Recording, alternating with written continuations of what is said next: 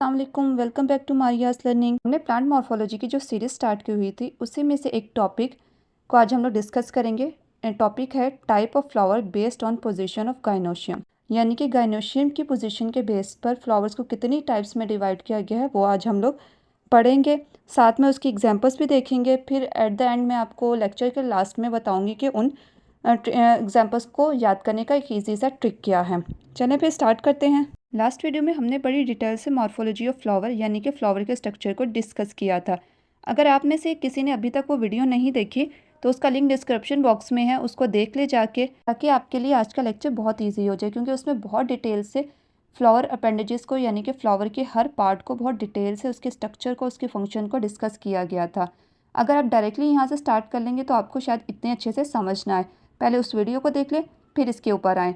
और हम लोग जल्दी से आज फ्लावर के एक दफ़ा फ्लावर के स्ट्रक्चर को देख लेते हैं, लेकिन अब हम यहाँ पर इसकी डिटेल को डिस्कस नहीं करेंगे, बस यहाँ पर एक दफ़ा उसका ओवरव्यू होगा। चलें फिर स्टार्ट करते हैं। सबसे पहले आ जाता है पेडिसल। इसको पेडेंसल भी बोला जाता है, इसको कॉमन लैंग्वेज में डंडी भी बोला जाता है। इसके साथ पेडिसल के ज़रिए ही कोई भी फ्लावर प्लांट के साथ अटैच होता है। उसके बाद पेडिसल ही ऊपर को जाती है, ऊपर जाके स्वेल हो जाती है। स्वेलन पार्ट को बोला जाता है थैलेमस या रिसेप्टल। अब थैलेमस क्या करता है कि जितने भी फ्लोरल अपेंडेजेस होती हैं उन सबको होल्ड करके रखता है एक साथ। फिर उसके बाद आ जाता है फर्स्ट वॉल। फर्स्ट वॉल जो होता है वो सेपल्स का होता है और ग्रुप ऑफ सेपल्स को कहा जाता है कैलिक्स। कैलिक्स क्या करते हैं, जब भी कोई भी फ्लावर बर्ड स्टेज में होता है, बेबी फ्लावर होता है, तो ये उसको प्रोटेक्शन प्रोवाइड करते हैं। जैसे ही वो फ्लावर ओपन होता है और मैच्योर हो जाता है तो ये कैलिक्स नीचे की तरफ चले जाते हैं। उससे नेक्स्ट आ जाता है कलरफुल स्ट्रक्चर, जिसको पेटल्स कहा जाता है। ग्रुप ऑफ पेटल्स को कहा जाता है कोरोला। ये क्या करते हैं, ये एक तो अट्रैक्ट करते हैं पोलिनेटर्स को पोलिनेशन के लिए, उसके अलावा ये रिप्रोडक्टिव पार्ट्स को प्रोटेक्शन प्रोवाइड करते हैं। उसके बाद थर्ड वॉल्स आ जाता है, that is stamen. Stamen group of stamens को बोला जाता है एंड्रोशियम। अब जो स्टेमन होता है उसके टू पार्ट्स होते हैं, सबसे ऊपर वाला होता है एंथर, उससे नीचे वाला जो लॉन्ग स्ट्रक्चर होता है उसको बोलते हैं फिलामेंट। उसके बाद सबसे इनर मोस्ट वॉल हो जाता है, डेट इज कार्पल या उसको पिस्टल भी कहा जाता है। इसके तीन पार्ट्स होते हैं, एक सबसे ऊपर वाला होता है स्टिग्मा, फिर उसके बाद होता है स्टाइल, स्टाइल के बाद आ जाती है ओवरी। बेटा याद रखिएगा, बायो में जहाँ पर भी वर्ड एंड्रो आएगा, एंड्रो हमेशा रिप्रेजेंट करेगा मेल को, मेल पार्ट्स को। इसी तरह बायो में जहाँ पर भी गायनो का वर्ड आएगा वो रिप्रेजेंट करता है फीमेल को। जैसे कि गायनाकोलॉजिस्ट, गायनाकोलॉजिस्ट क्या होती है, वुमेन की स्पेशलिस्ट डॉक्टर होती है, तो गायनाकोलॉजिस्ट से ही गायनो का वर्ड निकला है। तो जहाँ पर भी गायनो वर्ड आएगा वो रिप्रेजेंट कर रहा होता है फीमेल को। Endo represent the male part and गायनो रिप्रेजेंट द फीमेल पार्ट। अब फिर से एक बार देख लेते हैं, आप सभी मेरे साथ रिपीट करें। Single unit is a sepal and group of sepal is a calyx. Single unit is a petals and group of petal is corolla. Single unit is stamen and group of stamen is androecium. Single unit is carpel और group of carpel is gynoecium. जैसा कि हम लोग discuss कर चुके हैं कि gynoecium सबसे इनर वॉल होता है and remaining three walls androecium, corolla and calyx, इन सब ने उसे कवर किया होता है। सबसे बाहर गाइनोशियम से बाहर जो होता है एंड्रोशियम का वॉल होता है, फिर उससे बाहर कोरोला होता है और सबसे लास्ट में आउटर मोस्ट होता है वो कैलिक्स होता है। यानी कि ये सब जो है इन सब ने उसे प्रोटेक्ट किया होता है, कवर किया होता है। अब कैलिक्स, कोरोला और एंड्रोशियम की जो पोजीशन है gynoecium with respect to gynoecium, उसके अकॉर्डिंग जो फ्लावर है उसको थ्री कैटेगरीज में डिवाइड किया गया है, प्रोगाइनस, पेरिगाइनस एंड एपिगाइनस। यहाँ पर जो गाइनस है वो रिप्रेजेंट कर रहा होता है फीमेल पार्ट को। पहले डिस्कस हो चुका है कि जहाँ पर भी गाइनस का वर्ड आएगा that mean related to the female part.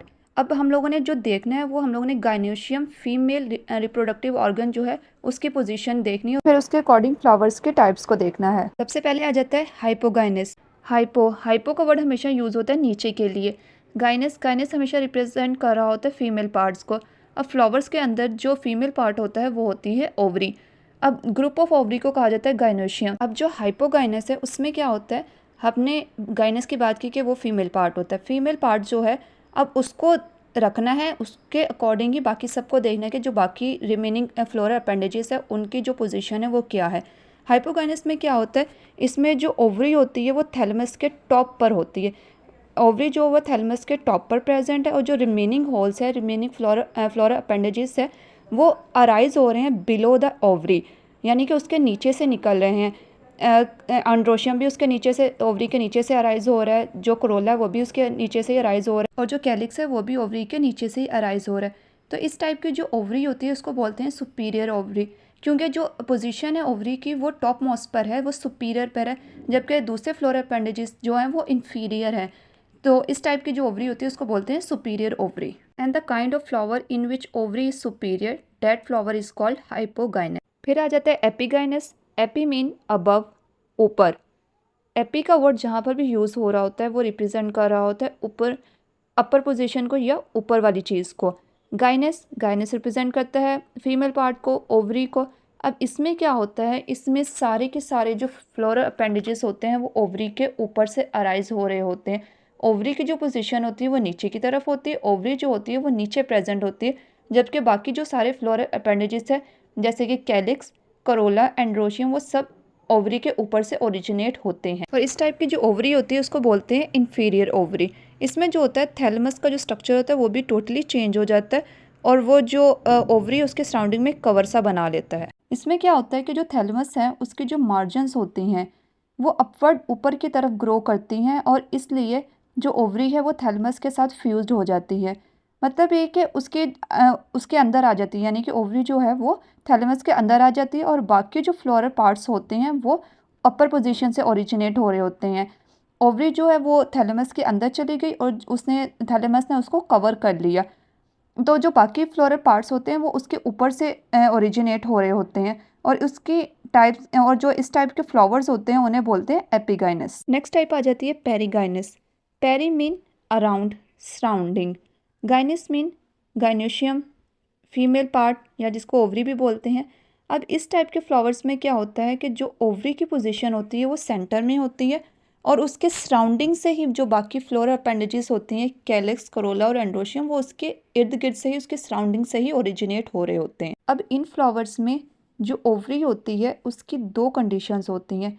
इस टाइप इन फ्लावर्स के अंदर जो ओवरी होती है उन्हें हाफ सुपीरियर और हाफ इन्फीरियर बोला जाता है।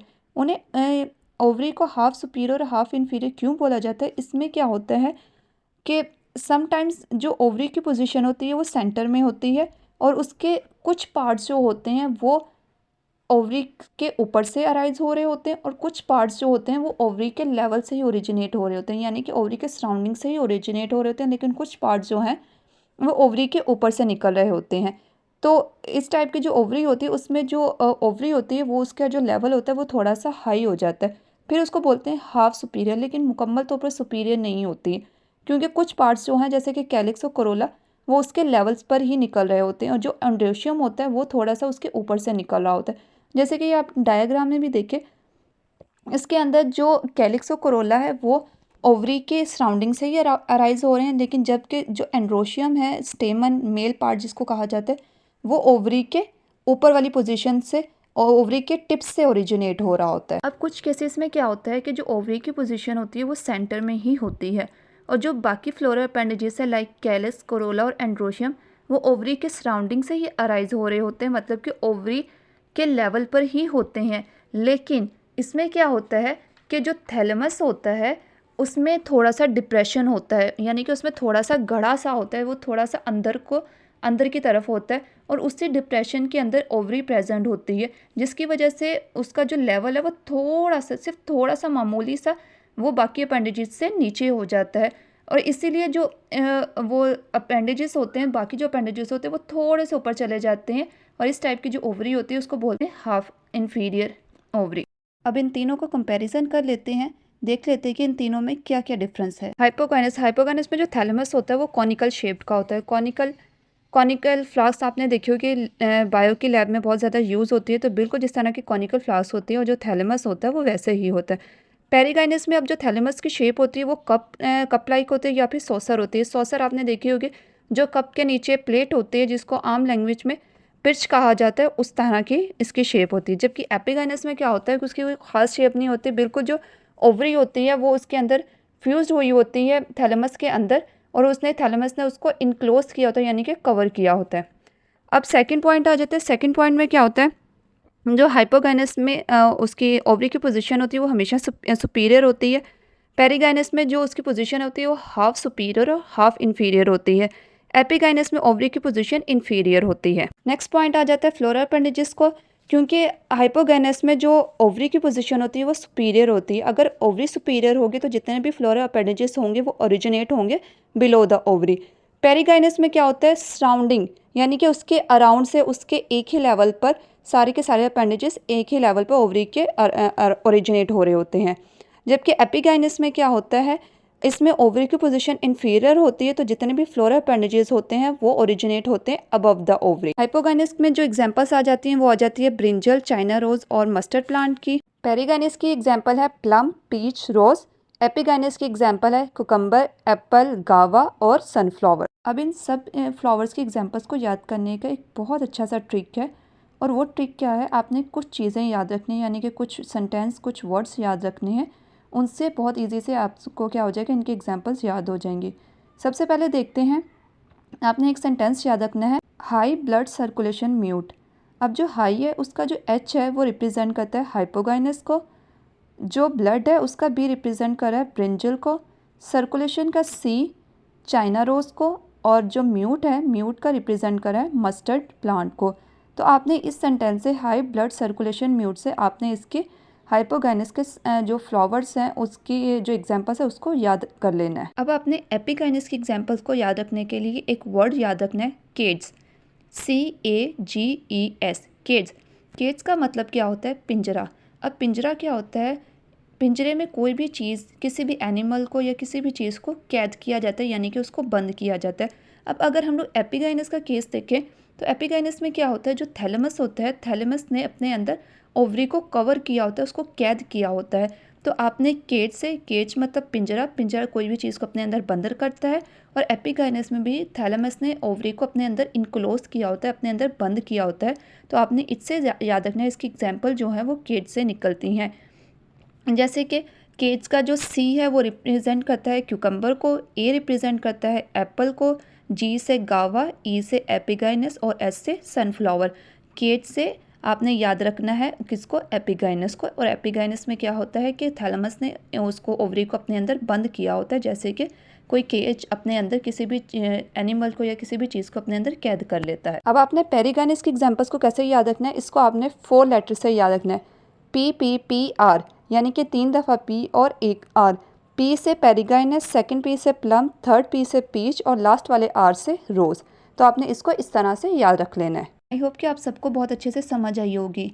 अगर आपका कोई क्वेश्चन हो तो उसको कमेंट सेक्शन में लिखते हैं, मैं फिर उसका इंशाल्लाह आपको जल्दी से आंसर दूंगी। इसी के साथ फिर मुझे इजाज़त दीजिए, नेक्स्ट वीडियो में मिलेंगे एक नए लेक्चर के साथ। अल्लाह हाफिज़।